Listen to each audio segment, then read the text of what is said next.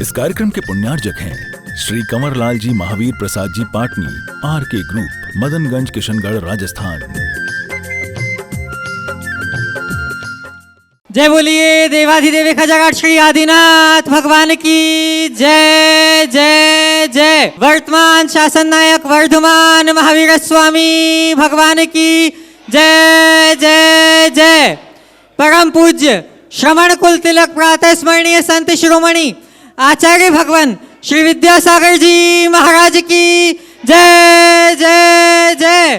परम पूज्य परंपराचार्य श्री समय सागर जी महाराज की जय जय जय।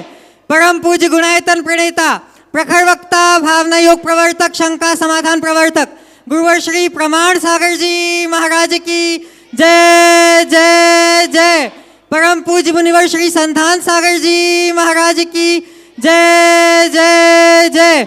समस्त मुनि संघ की जय जय जय। शंका समाधान के आज के सत्र में आप सभी का अभिनंदन। इससे पूर्व कि हम आज प्राप्त करें गुरुदेव का संबोधन, करते हैं गुरुदेव के चरणों में वंदन इन शब्दों के साथ कि गुरुवर मैं हूँ छोटा बालक, कृपा करो दो अवलंबन। सारहीन जग से घबराया, कह दो कुछ आशीष वचन। सभी लोग हाथ जोड़ेंगे, मस्तक झुकाएंगे और मेरे साथ बोलेंगे, हे गुरुदेव नमोस्तु नमोस्तु नमोस्तु।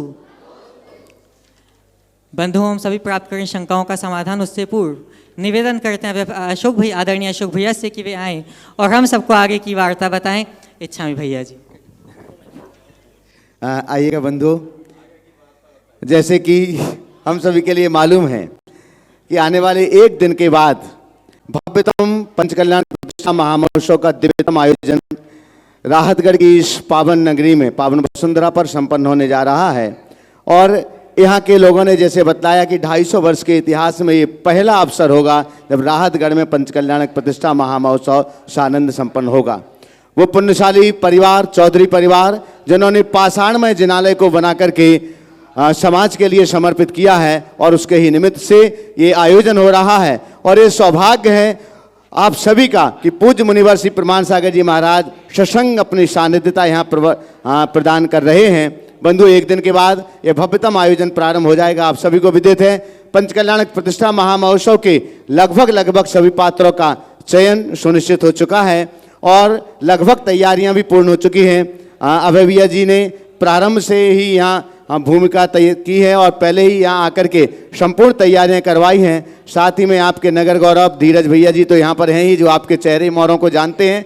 जो कमी रहेगी वो पूरी कमी यहाँ पर लगातार करते रहेंगे और आप सबके लिए बस अब तैयारियां करना है, क्योंकि अभी तक महाराज श्री गंज मंदिर में विराजमान थे, लेकिन आज से महाराज श्री इस अयोध्या नगरी में आकर के विराजमान हो चुके हैं।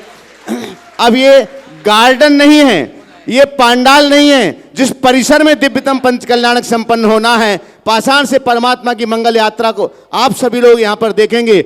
यह वसुंधरा अब अयोध्या नगरी के नाम से जानी जाएगी और अयोध्या नगरी के जहाँ पर भव्यतम पंचकल्याणक संपन्न होगा उस दिव्यतम परिसर में महाराज श्री यहाँ पर विराजमान हो चुके हैं।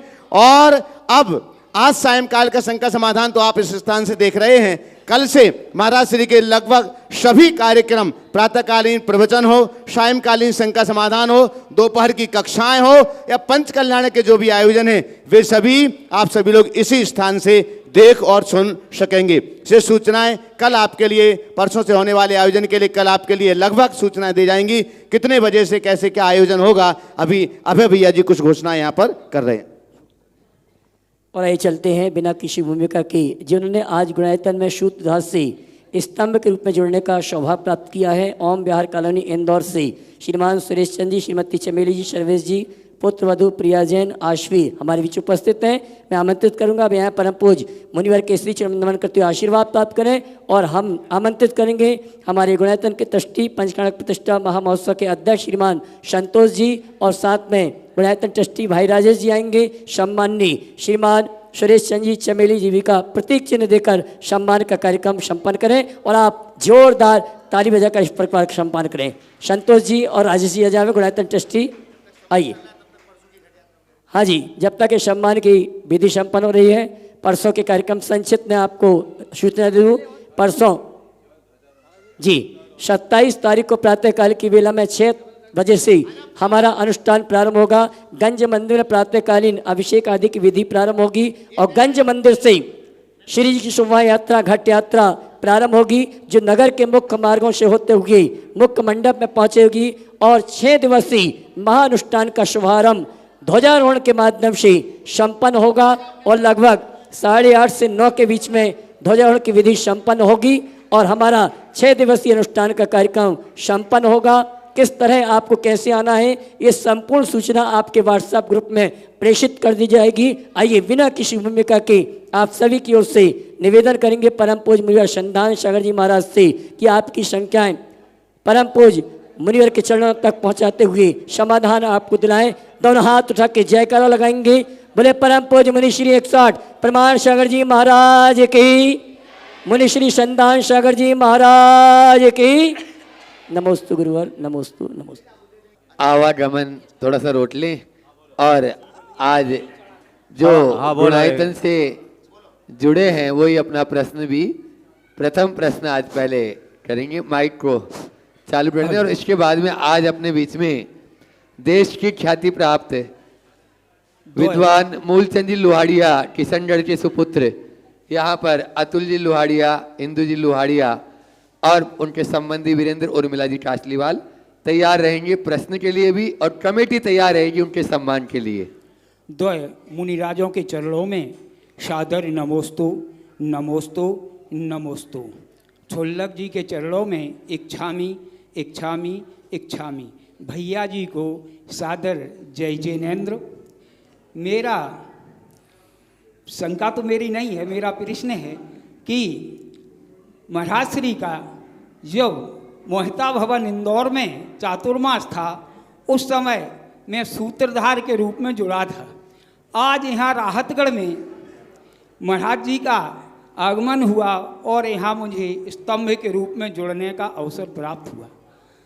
अब मेरा ऐसा पुण्य कब जागृत होगा कि महाराज जी के गुणायतन पहुँचते पहुँचते मैं एक ट्रस्टी के रूप में जुड़ सकूँ, ऐसा मुझे आशीर्वाद प्रदान करें। बहुत सुंदर। और मेरी एक छोटी सी शंका, मैंने गुणायतन में सहस्कूट जिनालय के लिए मूर्ति स्थापित करने का निवेदन किया था, तो संभवतः वहाँ की मूर्तियाँ सब बुक हो चुकी हैं, मुझे ऐसा फ़ोन पर जानकारी प्राप्त हुई। तो मैं ये पूछना चाहता हूँ कि किसी क्षेत्र में मूर्ति स्थापित करने में उतना ही पुण्य प्राप्त होता है जितना कि अन्य जगह मूर्ति स्थापित करने में होता है। मेरी शंका का समाधान। आपकी भावना बहुत अच्छी है और मैं तो यही मानता हूँ जिस भाव से आज आए हो उसी भाव से अगली बार आओगे तो आगे बढ़ जाओगे।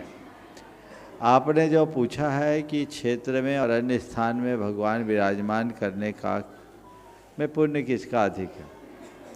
भगवान विराजमान करने से पुण्य लाभ होता है। जहाँ अवसर मिल जाए वहाँ करो, समझ गए। जहाँ मौका मिल जाए कर लो, समझ गए। ये अवसर है। बहुत बहुत आशीर्वाद। चलिए। तुरंत दान महाकल्याण ऑनलाइन पहले से ही पूरा उन्होंने ट्रांसफर भी कर दिया। इस स्तंभ का जोरदार ताली बजा दीजिए बहुत उनके लिए। और अतुल जी, इंदु जी लोहाड़िया किशनगढ़ राजस्थान से अपने बीच में जोरदार ताली से उनका स्वागत करें। साथ में वीरेंद्र जी उर्मिला जी कासलीवाल भी उनके साथी हो जाएं। और मैं चाहूंगा यहाँ की ट्रस्ट कमेटी पहुंच जाए वहां पर। अध्यक्ष मंत्री जी वे उनका वहीं पर अभिनंदन कर देंगे, माइक वहां तक पहुंचाएं। अतुल जी अपना प्रश्न गुरु चरणों में करेंगे और उसके बाद में ब्रह्मचारिणी सुनीता दीदी इंदौर तैयार रहेंगी। 4 ले जाओ। परम मुनि जी। हाँ, अतुल भी प्रश्न कर लें, तब तक ये अपनी व्यवस्था बना लेंगे। एक साथ आगे आ जाओ सब। वहीं वहीं। हाँ, टाइम को बचाएं। ओम। परम पूज्य मुनि श्री प्रमाण सागर जी महाराज के चरणों में त्रैबार नमोस्तु नमोस्तु नमोस्तु। मुनि श्री संदान सागर जी महाराज के चरणों में त्रैबार नमोस्तु नमोस्तु नमोस्तु। मुनि संघ के चरणों में नमोस्तु नमोस्तु नमोस्तु। बोलो। महाराज जी, कई बार परिवार में कुछ विकट स्थितियां आती है, उसके बारे में आपका ध्यान चाहूंगा, जिसको मैं एक अपने उदाहरण मेरे साथ ओम शांति। ओम ओम ओम। माताओं, माइक पहुंचा दूं क्या? और देखो, 2-3 कार्यकर्ता छोटे बच्चों को सब परिवार में एक ऐसी विकट स्थिति आती है, उस समय किस तरह आपका संबोधन चाहते हैं, किस तरह निर्णय लें। मैं इसको अपने साथ हो रहा है एक उदाहरण से बता रहा हूँ कि मेरे जिया जी है जो 17 साल सर पैरालिसिस अटैक से ग्रसित घर पे चल रहे थे। अभी कुछ समय से उनके किडनी खराब हो गई, डायलिसिस पे आ गए, टेकोस्टमा की भी लगा दी, डायलिसिस की मशीन भी लगा दी, राइस ट्यूब भी लगा दी, और वो हॉस्पिटल में पिछले 45 दिनों से आईसीयू में चल रहे हैं। लाखों रुपए का प्रतिदिन बिल भी आ रहा है। उनकी स्थिति सुधरने की भी नहीं है, पर वो कॉन्शियस हैं। ऐसी स्थिति में किस तरीके से अपने परिवार वालों को निर्णय लेना चाहिए, ये आपके माध्यम से मैं चाहता हूं कि संबोधन मिले। देखिए, संसार में इस तरह के संयोग तो बनते बदलते रहते हैं। कब किसके कर्म का कैसा उदय आ जाए कहा नहीं जा सकता। लेकिन इस संदर्भ में मैं इतना ही कहना चाहूँगा कि जब तक मेडिकल एड हो और क्योर करने की संभावना हो, आपको मेडिकल फैसिलिटी लेनी चाहिए। लेकिन जब दिख रहा है कि अब पत्ता पक गया है, टपकेगा ही, कोई रिकवरी हो नहीं रही है, तो सब मोह को त्याग कराकर हमें परमार्थ की ओर लगना चाहिए, धर्म ध्यान की ओर मुड़ना चाहिए। आपके लिए एक अच्छा उदाहरण याद होगा, आपके ही किशनगढ़ के दीपचंद जी चौधरी, जो आपके पिताश्री के अच्छे मित्र थे, अशोक जी पाटनी के फूफा जी थे। हमारा जब जयपुर चातुर्मास था, उनकी शारीरिक स्थिति एकदम शिथिल हुई और उन्होंने खुद ने और उनके साथ उनके परिवार ने, और उसमें अशोक जी की बड़ी भूमिका थी, ये निर्णय लिया कि हमें छेदन भेदन नहीं कराना, हमें तो महाराज के पास ले आओ। आपको याद होगा, वो हमारे पास जयपुर आए, 7-8 दिन रहे और कितनी उत्तम समाधि हो गई। अगर व्यक्ति के अंदर होश है, चेतना है, शरीर जवाब दे रहा है, तो पारमार्थ की चिकित्सा के लिए, पारमार्थ की चिकित्सा का ध्यान रखना चाहिए और परमार्थ की चिकित्सा करके कर ले तो यही ज़्यादा अच्छा होगा। परिवार के लोग ये सोच करके कि लोग क्या कहेंगे, ये बड़ी सबसे बड़ी बीमारी है। और उसकी आत्मा का हित किसमें होगा, ये देखो ना। पीड़ित है महाराज जी, बहुत बुरी तरीके से पीड़ित है। और आत्मा अभी अगर विवेक पूर्वक शरीर का परित्याग करे, समाधि को उपलब्ध कर ले, तो उसका भावोद्धार हो जाए।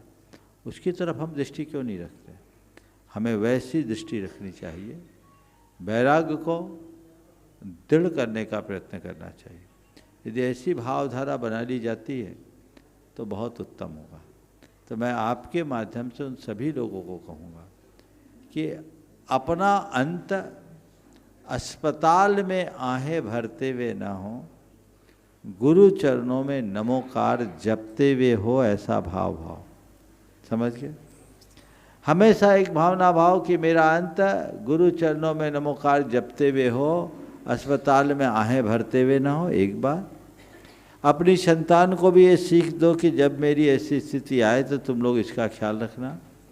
और अगर किन्हीं की ऐसी स्थिति आ गई तो मैं उनके परिजनों से यही कहूँगा कि इस चक्कर में फंसने की जगह सही मार्ग पर लगो, जिससे जीवनोद्धार। नमस्ते महाराज, नमस्ते। एक बार पूरे परिवार के लिए जोरदार ताली बजा दीजिए। अगला प्रश्न ब्रह्मचारिणी सुनीता दीदी इंदौर, आपके यहीं की गौरव हैं राहतगढ़ की, वे अपना प्रश्न गुरु चरणों में करें। सुहानी जैन राहतगढ़ तैयार रहेंगे। इसके बाद माइक पहले से पहुंचा दें, आप प्रश्न करें। बोलो। गुरु चरणों में पहले मैं 2 पंक्तियां बोलना चाहूंगी। मोक्ष मार्ग के चरम लक्ष्य पर, मोक्ष मार्ग के चरम लक्ष्य पर बढ़ते कदम हमारे हैं। हम सबका सौभाग्य जवाने इंदौर नगरी पधारे थे, राहतगढ़ नगरी पधारे हैं। धन्य हुआ है भाग्य हमारा, धन्य हुआ है भाग्य हमारा। चमके भाग्य सितारा है, चमके भाग्य सितारा है। ऐसे गुरु चरणों में, ऐसे गुरु चरणों में शत शत नमन हमारा है, शत शत नमन हमारा है।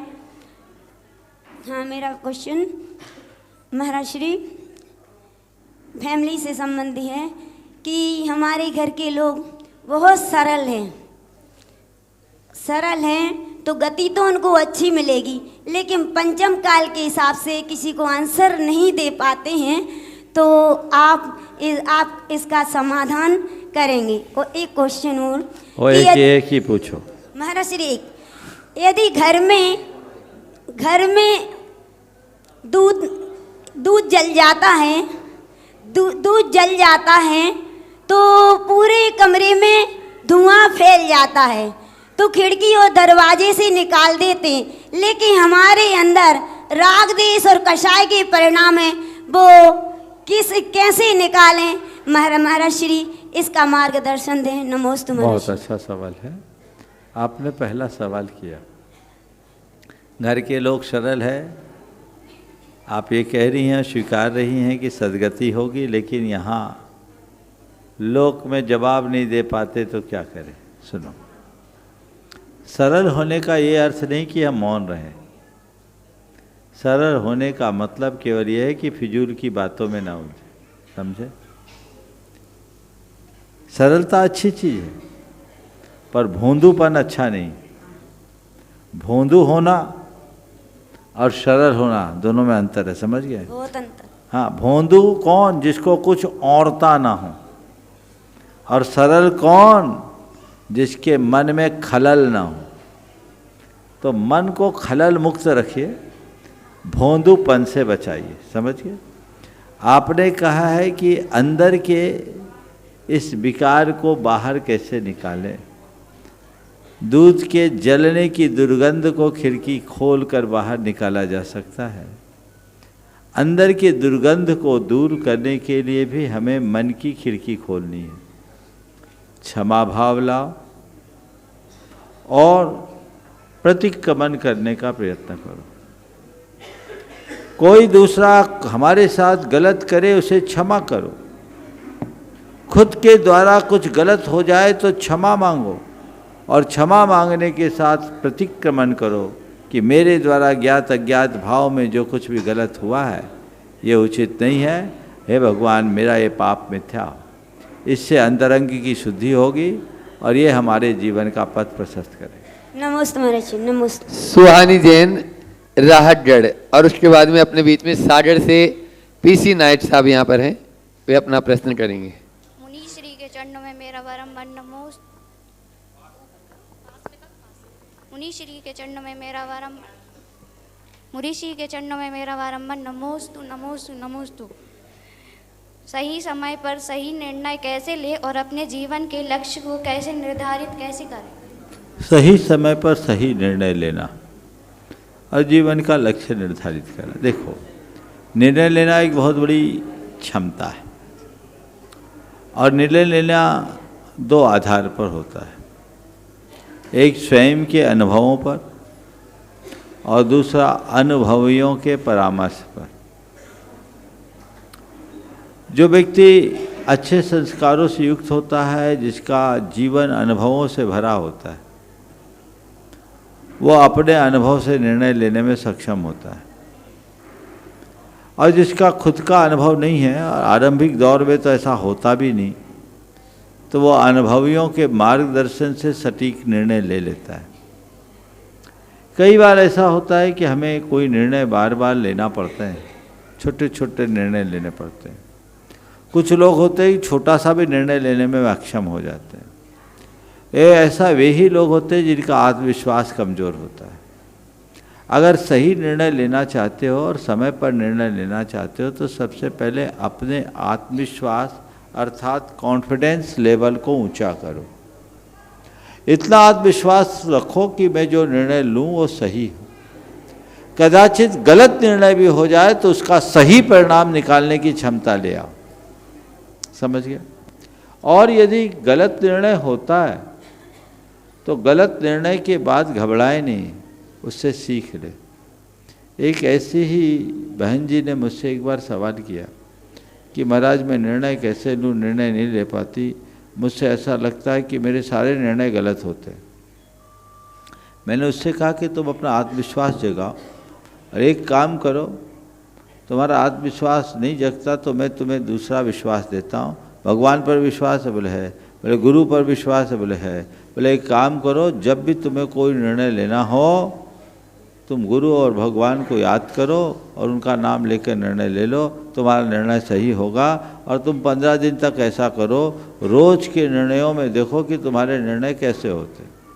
उसने फॉलोअप किया, मुझे फॉलोअप किया।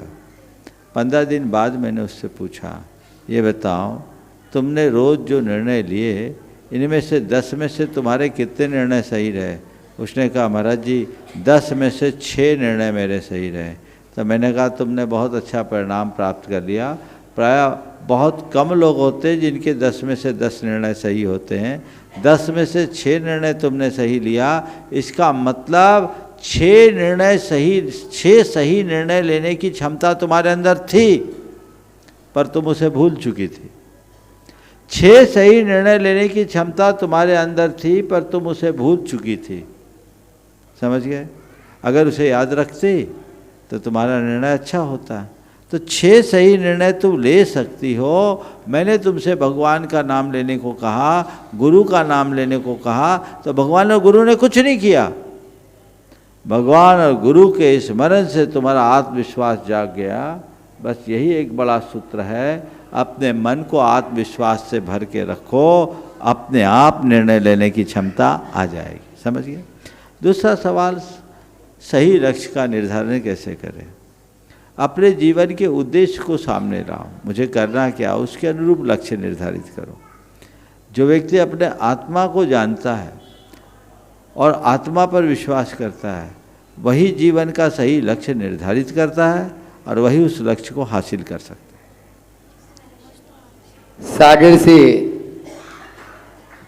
गुणायतन ट्रस्टी पीसी नाहिक जी अपना प्रश्न करें। पहले से थोड़ा सा हाथ ऊंचा कर दिया, खड़े हो जाएं ताकि माइक पहुंच जाए और वे अपना प्रश्न गुरु चरणों में करें और उसके बाद में तैयार रहेंगे।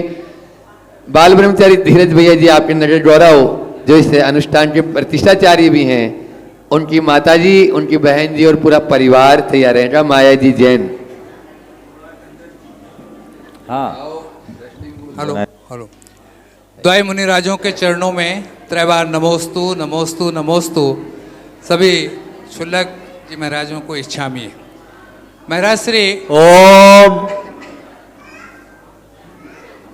हाँ, महाराज श्री धर्म मार्ग पर चलने वाले सभी श्रावक जनों की धीरे धीरे एक भावना प्रबल होती है कि हमारा अंतिम मरण समाधि मरण हो, ये सभी चाहते हैं। लेकिन जैसा कि स्वाध्याय के दौरान पता लगा, ये सरल काम नहीं है। जीवन में बहुत कुछ बदलाव की आवश्यकता होती है, बहुत कुछ अभ्यास की आवश्यकता होती है, और ये जब सतत साधना जिंदगी भर करते हैं तब कहीं जाकर अंत में ये प्रयास सफल हो पाता है। मेरे आपसे विनय है कि महाराज जी वो सब कौन सी सावधानियां हैं, कौन से अभ्यास हैं, किन चीज़ों को छोड़ना है, किन को पकड़ना है, उस पर बहुत अच्छा प्रकाश डालने के। सबसे पहले तो मैं आपसे कहूँगा कि ये धारणा हटा दीजिए कि समाधि करना सरल काम नहीं है। समाधि मरण बहुत सरल है, कठिन नहीं है, दुर्लभ है। जी महाराज जी। दुर्लभ होने में और कठिन होने में बड़ा अंतर है। कठिन काम, अरे बड़ा कठिन है, कैसे करेंगे, हमारे तो बस का ही नहीं है सरल, पर कर पाना दुर्लभ है। समझ गए? अस्पताल में मरने वाले तड़पते रहते, कलपते रहते, पर समाधि मरण करने वाला प्रसन्नता से अपना शरीर छोड़ता है। तो बोलो मरण किसका अच्छा है? तिल तिल करके कष्ट कर पाने वाला अस्पताल में सड़ करके मरने वाले का जीवन कठिन है कि भगवान का नाम जपते हुए शरीर छोड़ने वाले का जीवन कठिन है?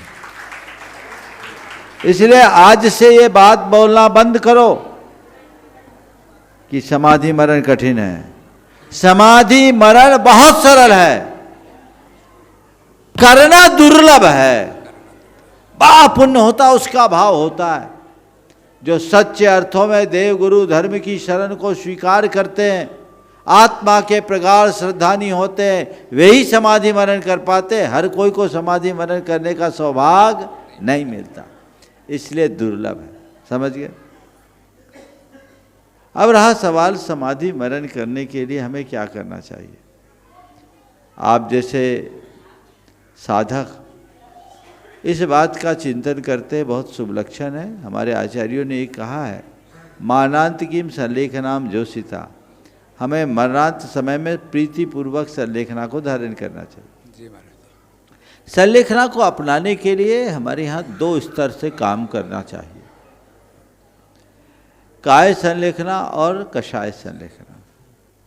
काय संलेखना के क्रम में एक बात अपने मन से हटा देना चाहिए कि संलेखना लेने का मतलब एक साथ खाना पीना सब छोड़ देना, ऐसा नहीं। बड़ा क्रमिक है। आपने संलेखना ली तो संलेखना लेने के क्रम में आप धीरे धीरे चीज़ों को छोड़िए। मैं आप जैसे व्यक्ति की उम्र को केंद्रित करते हुए बोल रहा हूँ। व्यक्ति को सबसे पहले रात्रि में 4 प्रकार के आहार का त्याग करना चाहिए, पहला काम। दूसरा काम, दिन में बार बार खाने की आदत से बचना चाहिए। तीसरे चरण में व्यक्ति को अपनी शरीर की रिक्वायरमेंट को कम करते हुए एक टाइम भोजन और दूसरे टाइम फलाहार लेना चाहिए, हल्का सा। तीसरे चरण में एक टाइम भोजन, एक टाइम जल, और चौथे चरण में एक भुक्ति पर आने का अभ्यास करना चाहिए। शरीर को जैसा ढालो शरीर वैसा ढल जाता है। इस बीच व्यक्ति को अष्टमी चतुर्दशी आदि तिथियों में उपवास का भी अभ्यास करना चाहिए। पहले उपवास में आपको थोड़ी तकलीफ हो सकती है, दूसरे में तकलीफ कम होगी और तीसरे में बिल्कुल नहीं होगी। एक उपवास करने में शरीर और शुद्ध होता है, शरीर में कमजोरी नहीं आती बल्कि शरीर में एनर्जी और बढ़ती है। तो उपवास का अभ्यास करना चाहिए शक्ति के अनुसार। अगर किसी की प्रकृति अनुकूल नहीं है तो बात जुदी। ये तो हुआ अपने काय संलेखना का क्रम। और इसमें जब उम्र ढलान पर हो तो मिष्टान और पकवान का परहेज करना चाहिए। और आज के हिसाब से तो मैं कहूँगा कि शक्कर और नमक बंद कर दो, ये हमारे शरीर के लिए जहर है। मिठास से बचिए। शास्त्र में लिखा है, अन्नैर पुष्टम मलैर जुष्टम देहो न संलेखनार है। अन्न से पुष्ट और मल से जुष्ट यानी मल भरा हुआ है जिस शरीर में, वो संलेखना के लायक नहीं। डिटॉक्स करना चाहिए बॉडी को। हमारे शरीर में बहुत सारे टॉक्सिन्स भरे हुए, इनको धीरे धीरे डिटॉक्स करें। फैट भी एक प्रकार का टॉक्सिन है, इसको धीरे धीरे कम करें। खान पान वैसा अपना बनाएं, सादा भोजन लें।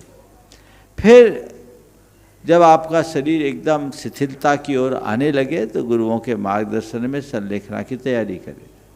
संलेखना में भी एक साथ कुछ नहीं छुड़ाया जाता, व्यक्ति को देखा जाता है, उसकी अवस्था देखा जाता है, उसके रिश्तों के लक्षण देखे जाते हैं जो अनुभवी गुरु ही बता सकते हैं। फिर उसके बाद उसको धीरे धीरे छुड़वाया जाता है। जैसे पहले धीरे धीरे करके एक भुक्ति में लाते हैं, फिर एक भुक्ति में लाने के बाद भी वो भी कोई ज़रूरी नहीं कि एक भुक्ति लाए, व्यक्ति की स्थिति को देख के करते हैं। शुरुआत में अगर किसी की 2 रोटी की भूख है तो उसको धीरे धीरे रोटी कम करके दलिया जैसे पदार्थों को बढ़ाया जाता है। फिर धीरे धीरे रोटी बंद करके दलिया जैसे पदार्थों में ले आते हैं। फिर धीरे धीरे दलिया जैसे तरल पदार्थों को कम करते हुए तरल पदार्थ बढ़ाते हैं। फिर धीरे धीरे दलिया को बंद करके सीधे तरल पदार्थ में ले आते हैं। तरल पेय में जैसे छाछ है, लौकी का पानी है या और इस तरह की चीज़ें हैं, सूप वगैरह देते हैं, फिर धीरे धीरे इसको कम करके पानी की मात्रा बढ़ाते जाते हैं और अंत में केवल पानी पे रखते हैं। इससे शरीर का शुद्धिकरण हो जाता है और इसमें अंदर का तेज भी बढ़ता है, शक्ति भी बढ़ती है।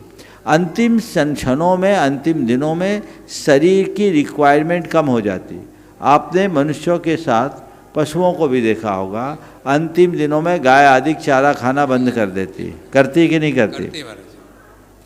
रिक्वायरमेंट ख़त्म हो जाती शरीर की, आते अपना काम करना, शरीर के ऑर्गन्स अपना काम करना कम कर देते, तो ये चीज़ें कम हो जाती है। तो ये आपको केवल मन की लालसा होती, वो परेशान करती, तो उसके लिए ये चीज़ें धीरे धीरे अभ्यास में रखोगे ठीक हो जाएगा। ये शरीर की संलेखना। अब आत्मा की संलेखना। अब आपको धीरे धीरे आप जैसे लोगों को अब सबसे पहला काम घर की मालकियत को कम करना, पहला काम अपने अहंकार को कम करना, अपने स्वामित्व के भाव को कम करना। अब आप घर में अगर व्यवसाय से निवृत्त हो चुके हैं तो आप बल्कि अब निवृत्ति की ओर बढ़ना चाहिए और व्यवसाय से निवृत्त होकर अब घर में मार्ग निर्णायक बनने की जगह मार्गदर्शक की भूमिका में आना चाहिए। जितना पूछ लिया उतना बता दिया, बाकी अब तुम लोग करो। मुझे तो अब अपनी आत्मा के लिए करना है, जो मुझे गृहस्थी के लिए करना था मैंने कर लिया, अब मैं अपने लिए करूँगा। मार्गदर्शक बने, मार्ग निर्णायक न बने, मालिक की तरह न जिए, मेहमान की तरह जिए।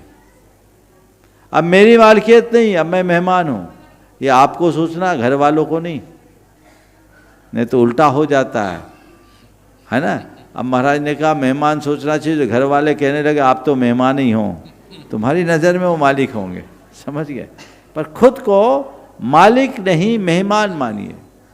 फिर इस बीच अपने राग द्वेष कषायों को दूर करें। जिनसे मेरी कटुता है उनसे क्षमा मांगे, क्षमा करें। मन को निष्कलुष बनाने का प्रयत्न करें। अच्छे कुछ आध्यात्मिक पदों को याद कर ले, कुछ गाथाओं को याद कर ले, उनके मर्म को गुनगुनाए। कुछ ना हो तो एक अभ्यास करे सोहम का, श्वास लेते समय सो और छोड़ते समय हम। मेरे भीतर जो शुद्धात्मा वो मैं हूँ, आत्मस्वरूप का बोध, आत्म भावना को भाइये, आपकी कषाएं शांत हो जाएगी। राग द्वेष वैर ये सब ग्रंथियाँ खत्म होगी, मन प्रसन्न होगा, उत्तम समाधि के अधिकारी बने। नमोस्तु महाराज जी, नमोस्तु नमोस्तु महाराज जी। गुणायतन ट्रस्टी नगर गौरव बाल ब्रह्मचारी धीरज भैया के मातेश्वरी श्रीमती माया जी जैन अपने पूरे परिवार के साथ में, और आप लोग एक बार जोरदार ताली बजा दीजिए इस पूरे परिवार के लिए जिनका लाल बड़ा कमाल कर रहा है।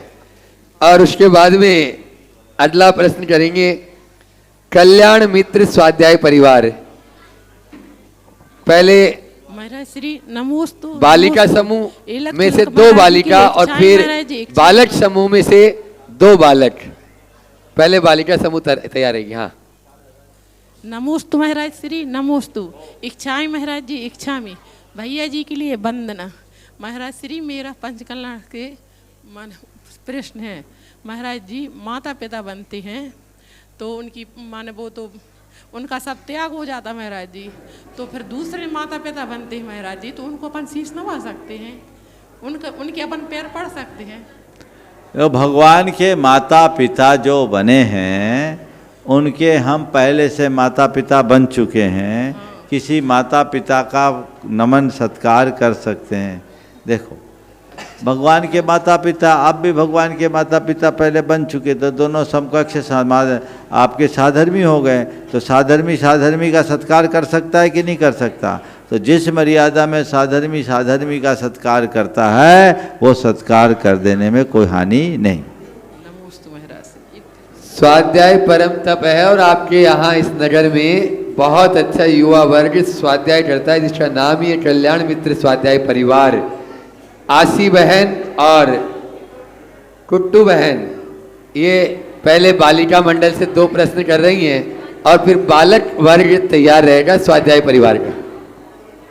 मोहित जल्दी करें, पूरी बालिकाएं एक साथ खड़ी हो जाएं जो भी स्वाध्याय वर्ग वाली है। हाँ। महाराज श्री के चरणों में मेरा बारंबार नमोस्तु नमोस्तु नमोस्तु। छुल्लकगढ़ के चरणों में मेरा बारंबार इक्षामी इक्षामी इक्षामी। महाराज श्री जब तीर्थंकर बालक का जन्म होता है तो सुनते हैं कि तीनों लोकों में कुछ क्षण के लिए सुख की अनुभूति होती है, एवं ये भी सुनते हैं कि नरकों में एक क्षण के लिए भी सुख नहीं होता। तो महर्षि उनके लिए कैसे सुख की अनुभूति होती होगी? शास्त्र में ऐसा विधान है, नारकापिन मोदन्ते यस्य कल्याण परुष, जिनके कल्याणकों में कुछ पल के लिए ही सही नारकियों में भी प्रमोद भाव होता है। यद्यपि नारकियों के लिए कहा गया नारका नित्या सुप्तर लेशा परिणाम देह वेदना विक्रिया, नारकियों में नित्य असुप्तर लेशाएँ होती है, नित्य उनके परिणाम उल्टे होते हैं, उनमें दुख होता है। लेकिन फिर भी ये दुख वाले नारकी भी कुछ पल के लिए मार काट छोड़ते हैं। वो तरंग ऐसे जाती है, उस तरंग से उनके हृदय में भले वो सेकेंड्स का हर्ष हो पर वो होता है। ये तीर्थंकरों का महात्मा है, ऐसा समझना चाहिए। नमोस्तु महर्षि। बहन कुट्टू जी वे अपना प्रश्न करें, और उसके बाद मोहित तीनों भाई अपने पूरी टीम के साथ में स्वाध्याय समूह के साथ में। नमोस्तु महाराष्ट्री। महाराष्ट्री, मेरा प्रश्न यह है कि राजा श्रेणिक ने भगवान महावीर के समोशरण में 60,000 प्रश्न पूछे थे। उनका पहला प्रश्न क्या हुआ होगा और उनको 60,000 प्रश्न पूछने की प्रेरणा कहाँ से मिली होगी? देखो, राजा श्रेणिक ने 60,000 प्रश्न पूछे, ये हम लोग कहते हैं, सुनते भी हैं। पहला प्रश्न क्या रहा होगा ऐसा कहीं पढ़ने में तो नहीं आया पहला प्रश्न क्या है, लेकिन मुझसे पूछो तो मैं तो अगर अपनी कल्पना से बोलूं तो मेरे ख्याल में राजा श्रेणी का पहला प्रश्न यही होगा कि भगवान 60 दिन तक आपने क्यों नहीं बोला 66 दिन तक? 66 दिनों तक आप मौन क्यों रहे, आज क्यों बोले? शायद ऐसा प्रश्न हो सकता है। ये प्रश्न पूछने की प्रेरणा किससे मिली? देखो, भव भागन वश जोगे वश, भव्य जीवों के पुण्य से अपने आप वाणी खिरती है। राजा श्रेणिक ने जितने सवाल किए वो अपने जिज्ञासा के निर्मूलन के लिए नहीं किए, वो माध्यम बना हम सबकी जिज्ञासा के समाधान का। तो हम सबके प्रश्न उनको प्रेरित किए और उसने प्रश्न किया, भगवान के माध्यम से उसका उत्तर मिला। आचार्य महाराज ने एक दिन बहुत अच्छी बात कही थी कि तीर्थंकर भगवान की जो वाणी है ना, वो झरने के समान है। कैसा है? झरना। आपके यहाँ झरना है ना पीछे, झरने में जाके पानी पीना चाहो तो पी पाओगे क्या? झरने से पानी पीने के लिए हमें कोई पात्र लेके जाना पड़ेगा, और पात्र लेके जाओ, पात्र भर लो, फिर पियो। तो हर कोई के पास पात्र नहीं है ना। ऐसे महापुरुष पात्र बन जाते हैं जो भगवान की वाणी झरती है और हम सबको रसपान कराने में निमित्त बन जाते हैं, ऐसा समझना चाहिए। हाँ, सबको स्वाध्याय में लगाने वाले इनके समूह के प्रमुख मोहित तीनों भाई अपनी पूरी टीम के साथ में वे अपना प्रश्न करें, और उसके बाद में आज अपने बीच में पंडित हरिनारायण जी तिवारी हुरा यहाँ पर उपस्थित हैं, वे अपना प्रश्न गुरु चरणों में करेंगे।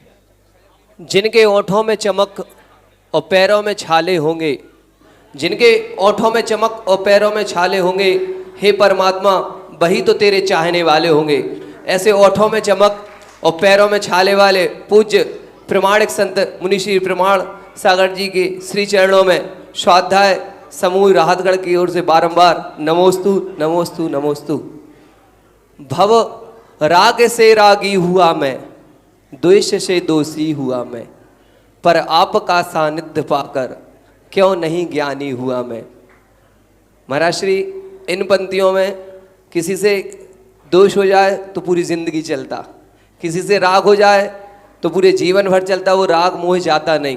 लेकिन नित्य नियम प्रतिदिन 1 घंटा देवशास्त्र गुरु की सन्निधि में भी जाता, पर आपका सानिध्य पाकर क्यों नहीं ज्ञानी हुआ? रेगुलर 24 घंटे में 1 घंटे प्रभु को देने के बाद भी लगातार 15 साल 20 साल होने के बाद भी इतना अनुराग देवशास्त्र गुरु से नहीं क्यों नहीं होता जितना किसी से मोह के कारण चलता रहता? कृपया शंका का समाधान करें। पहले तो मैं चाहूँगा इन युवा भाई बहनों का जोरदार अभिनंदन। मैंने देश में अनेक स्वाध्याय मंडल देखे, अच्छी संख्या में स्वाध्याय करने वाले, सामूहिक स्वाध्याय वाले भी कई स्थलों पर मिले। अच्छे संख्या में सामूहिक स्वाध्याय करने वाले भी अनेक स्थान पे लोग मिले, पर प्रायः सब जगह स्वाध्याय करने वाले प्रौढ़ और बुजुर्ग वर्ग के लोग मिले। आज इन सबको देखकर मन बड़ा प्रमुदित है कि राहतगढ़ में कितने 50 से अधिक युवा, जिसमें ज़्यादातर अविवाहित हैं, स्वाध्याय कर रहे हैं, सामूहिक नियमित स्वाध्याय। और ऐसा नहीं कि स्वाध्याय के नाम पर गप्प गोष्ठी। आज मैंने इन लोगों से वार्ता की, मन प्रसन्न हो गया। इनके स्वाध्याय में गहराई है और लोगों को भी इनसे प्रेरणा लेनी चाहिए। मैं बहुत आप लोगों को आशीर्वाद देता हूँ कि ऐसी भावना बनी रहे और दूसरे लोग प्रेरणा प्राप्त करें। अब तुम्हारे सवाल में मैं आता हूँ कि भगवान का सानिध्य पाकर के भी आप सा ज्ञानी क्यों नहीं बना, है ना? देखो, हमने सुना है अंजन चोर को पल भर का सानिध्य मिला, अंजन निरंजन हो गया। हमने सुना है कि चंदन के वन में रहने वाला नीम भी सुगंधित हो जाता है, सुना है ना? तो अगर हम सानिध्य पा रहे तो उसका असर हमको होना चाहिए। लेकिन हमने ये भी सुना है कि उसी चंदन से लिपटे रहने वाला सांप अपना जहर नहीं छोड़ पाता। इसका तात्पर्य क्या है? सानिध्य 2 तरह का है, एक भौतिक या बौद्धिक सानिध्य है और दूसरा भावनात्मक सानिध्य। बौद्धिक सानिध्य दिमागी स्तर की कसरत बन के रह जाता है, भौतिक सानिध्य ऊपरी संसर्ग बन के रह जाता है, लेकिन भावनात्मक सानिध्य हमें भीतर से बदल डालता है। हम भगवान के पास जा रहे हैं, कैसे जा रहे हैं? हम उनके पास जा रहे तो हमारे अंदर बदलाव होना चाहिए। फिजिकल चेंज बहुत बड़ा चेंज नहीं होता, केमिकल चेंज ही वास्तविक चेंज होता है, जो हमारे अंदर का गुणात्मक परिवर्तन। और गुणात्मक परिवर्तन तभी होगा जब हम भावनात्मक रूप से जुड़ेंगे। हमेशा एक बात लक्ष्य में रखो, राग द्वेष निवृत्ते चरणम प्रतिपद्यते साधु। राग द्वेष की निवृत्ति के लिए ही साधु चरित्र को अंगीकार करता है। तो हम राग द्वेष की निवृत्ति करें, राग द्वेष से मुक्ति की ओर आगे बढ़ें, ये लक्ष्य बनाकर चलेंगे, तदनुरूप पुरुषार्थ जगेगा तो बड़ा काम होगा। मुझे इस बात की प्रसन्नता है कि तुम जैसा युवा कम से कम ये सवाल तो कर रहा है कि मैं ज्ञानी क्यों नहीं बना। कोई बात नहीं, अगर आज ज्ञानी के पीछे लग गए तो आज नहीं कल ज्ञानी बनोगे। हीरे की परख जौहरी ही करता है, और जो जौहरी के पास बैठता है वो और कुछ पाए या न पाए, हीरे की परख जरूर पा जाता है। ज्ञानी बनोगे तो भगवान के सानिध्य में ही बनोगे, ऐसे नहीं बनोगे। इसलिए अब लक्ष्य बनाओ कि प्रभु आपके प्रति मेरा जुड़ाव बने, ऐसा जुड़ाव कि मैं आपका ही हो जाऊं। लक्ष्य बनाइए, पुरुषार्थ जगाइए, जीवन का पथ प्रशस्त हो। और करना है? हाँ, एक बालक और कर ले, और उसके बाद पंडित हरिनारायण जी तिवारी हुरा तैयार रहेंगे। मुनिवर के चरणों में हम सभी स्वाध्याय के भाइयों का बारंबार नमोस्तु नमोस्तु नमोस्तु। मुनिवर, अभी हम लोगों ने स्वाध्याय में पढ़ा था कि अभी जैसा ये अवसर्पणी काल चल रहा है, पंचम काल है, तो अभी तो हम लोगों को मतलब तीर्थंकरों की वाणी मिली, केवल भगवान द्वारा जो शास्त्र मिले उनके द्वारा हम सभी को मतलब ज्ञान हुआ, और हम लोग अभी जो स्वाध्याय कर रहे हैं, पढ़ रहे हैं। अब महाराज जी, ये पंचम काल के बाद छठवां काल आएगा, और छठवें काल के बाद वापस जो मतलब पंचम काल आएगा महाराज जी, उसमें तो पूरी पृथ्वी का फिर से मतलब विनाश होगा, फिर से जब मतलब फिर से पुनर्निर्माण होगा, तो उस टाइम पे केवल भगवान रहेंगे नहीं, तो मतलब धर्म का स्टार्ट कैसे हो, किस तरीके से होगा? देखो, अभी अवसर्पिणी काल है, हम ऊपर से नीचे आए। अब उत्सर्पणी काल होगा तो नीचे से ऊपर जाएंगे, तो वहाँ पंचम काल जिसे आप बोलते हो दुखमा काल है, उसमें कोई धर्म नहीं होगा।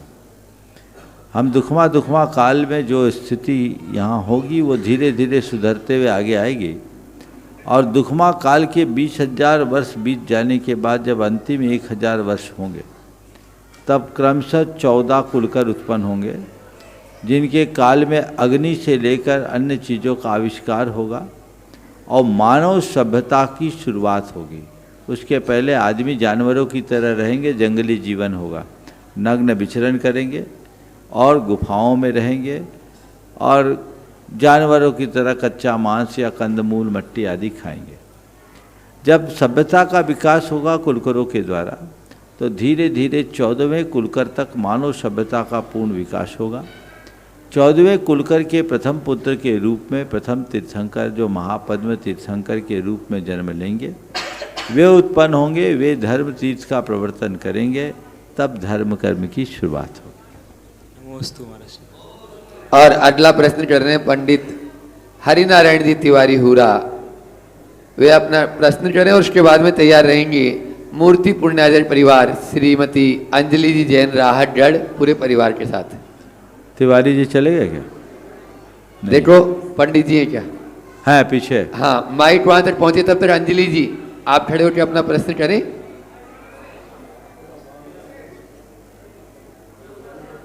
वहाँ पंडित जी को दे दो। हाँ बोलो, प्रश्न आप बोले। मुनिश्री के चरणों में बारंबार नमोस्तु नमोस्तु नमोस्तु, छुल्लक जी के चरणों में बारंबार इक्षामि इक्षामि इक्षामि। महाराष्ट्री, मेरा प्रश्न यह है कि आत्मविश्वास और आत्ममुग्धता में क्या अंतर है, और यह हमारे ग्रस्त जीवन में कैसे उपयोगी है? बहुत अच्छा सवाल किया। आत्मविश्वास और आत्ममुग्धता में क्या अंतर? आत्मविश्वास का मतलब है स्वयं के प्रति भरोसा, स्वयं पर भरोसा। कोई भी काम हम कर सकते हैं ऐसा एहसास। और आत्ममुग्धता, मैं जो हूँ सही हूँ, इस प्रकार का भ्रम। आत्ममुग्धता हमें उलझा देती है और आत्मविश्वास हमें आगे बढ़ाता है। अगर हमारे सामने कोई परिस्थिति आई है और उस परिस्थिति का सामना करने के लिए हम अपने आप को मानसिक रूप से तैयार रखें हैं और कैसे पार करें, इस प्रकार का विचार भरे हैं, तो ये आत्मविश्वास है। लेकिन चाहे जो ऐसी स्थितियां बन जाए और हम कहें हाँ जो है मैं ठीक हूँ, मैं सेफ हूँ, तो ये आत्ममुग्धता है। उदाहरण के लिए मैं ऐसा कह सकता हूँ, चारों तरफ शत्रु है, आपको उनका सामना करना है। आत्मविश्वास कहेगा मैं इनको जीत लूँगा, और इस आत्मविश्वास के साथ वो शत्रु सेना से रक्षात्मक कदम उठाते हुए प्रहार करे, युद्ध करे, लड़े तो विजय प्राप्त कर सकता, कर लेता है। लेकिन चारों तरफ शत्रु सेना है, मेरे हाथ में मजबूत तलवार है और मैं उस तलवार में अपना मुख देख रहा हूँ और कह रहा हूँ मेरा कुछ भी नहीं हो सकता, मैं सेफ हूँ, ये आत्ममुग्धता। आत्ममुक्तता है। समझ गए? नमोस्तु महाराज श्री। पंडित हरिनारायण जी तिवारी भूरा, समय कम है, थोड़ा शीघ्रता करेंगे और पहले से माइक पहुंचा देंगे। और उसके बाद में जो राजा सोम बने हैं मासा परिवार, अनिल जी जैन साहब तैयार रहेंगे। श्री गुरु जी 108 महाराज जी, प्रमाण सागर जी महाराज जी के चरणों में कोटि कोटि प्रणाम। और हमारे बाकी जितने संत जी हैं सबके लिए हमारी तरफ से चरण प्रणाम करते हैं। आपसे पहली बार हमको ये सौभाग्य मिला है कि आप लोगों के दर्शन हुए हमारे लिए। हम तो एक ग्रामीण क्षेत्र के हैं और आपसे थोड़ा सा ब्रह्म निवेदन है जो आपसे कर रहा है। वैसे हम जानते तो नहीं संबंध में, बाकी थोड़ी बहुत बात हम रखना चाहते हैं आपके सामने। आप इजाज़त दें तो थोड़ी हमारी बात रखें हम। बोलो। हमारे लड़का है, ज़मीन है, काफ़ी ज़मीन है, पैदावार बहुत होता है हर साल और इतना पैसा आता है, इसके बाद भी परेशान है, कर्जा बढ़ रहा है और परेशानी ज़्यादा हो रही है। यही हमारा आपसे निवेदन है। प्रणाम करते सभी संतों के लिए। ऐसा है, सब कुछ होने के बाद भी अगर गड़बड़ है तो इसका मतलब है कोई दिशा गड़बड़ है। या तो व्यसन बुराइयां हैं या अनाप शनाप खर्चा है। आप इनको देखिए, ठीक कीजिए, रास्ता सब कुछ ठीक हो जाएगा। हम कमाई पर जितना ध्यान देते हैं, खर्च पर उससे ज़्यादा ध्यान देना चाहिए। अगर इन दोनों बातों पर ध्यान रखे तो किसी के परिवार का आर्थिक संतुलन गड़बड़ाएगा नहीं गड़बड़ाएगा। तो आप उसको ठीक है सुधारिए। आशीर्वाद। राजा सोम परिवार से अनिल जी जैन साहब भी अपना प्रश्न करें। राजा सोम ही हैं खुद ही। और उसके बाद में जो पूज्य गुरुवर की प्रवचनों को जन जन तक पहुंचाने में अपना बड़ा सहयोग करते हैं, ऐसे विदिशा से अपने बीच में अविनाश जी पत्रकार तैयार रहेंगे। गुरुवार नमोस्तु नमोस्तु। बोलो बोलो। हे गुरुवार, मुझे पंचकल्याणक महोत्सव में राजा सोम बनने का अवसर प्राप्त हुआ है। इस बारे में विस्तार से बताइए। गुरुवार, मुझे इस पात्रता से क्या लाभ मिलेगा? कल्याण का मार्ग प्रशस्त कीजिए एवं कैसे भाव रखें? देखो, मैं बोलूं, पूरे पंचकल्याणक में सब भाग्यशाली, पर सबसे ज़्यादा भाग्यशाली कौन? पूरे पंचकल्याणक में सब भाग्यशाली जितने पात्र बने, पर सबसे ज़्यादा भाग्यशाली कौन? सौधर्मेंद्र, कुबेर, माता पिता नहीं। ये सब भाग्यशाली, कुबेर भी है, सौधर्मेंद्र भी है, माता पिता भी। लेकिन ये उतने बड़े भाग्यशाली नहीं जितने कि प्रथम आहार दाता।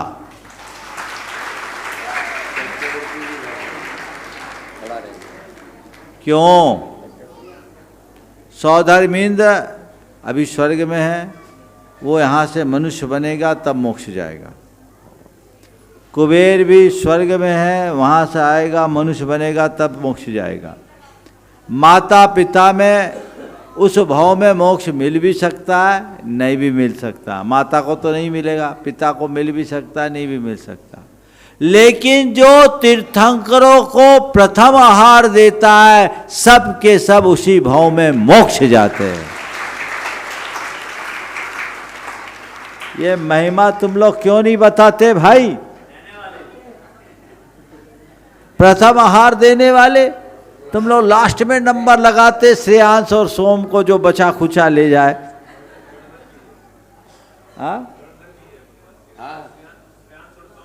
और महाराज बोल रहे राजा श्रेयांश और सोम में तो एक वैकेंसी और है, वो गणधर भी बने भगवान के, और गणधर उसी भाव में मोक्ष जाते।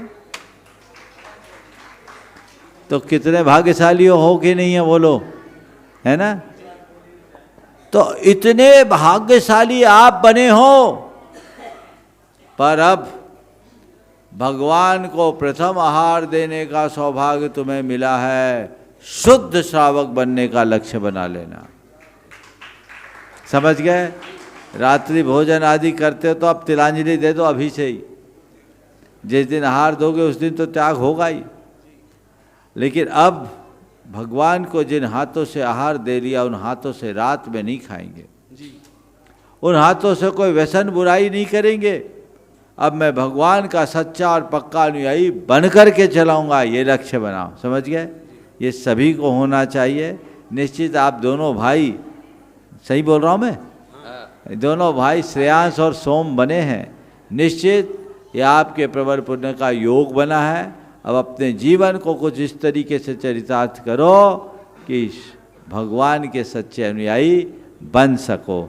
समय हो गया है, अविनाश को कल तक प्रतीक्षा करनी पड़ेगी।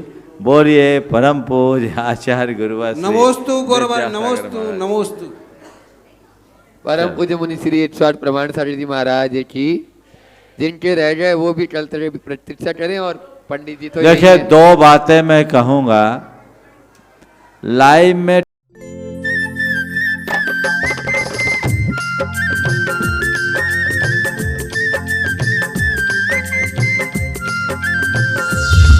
इस कार्यक्रम के पुण्यार्जक हैं श्री कंवरलाल जी महावीर प्रसाद जी पाटनी, आर के ग्रुप, मदनगंज, किशनगढ़, राजस्थान।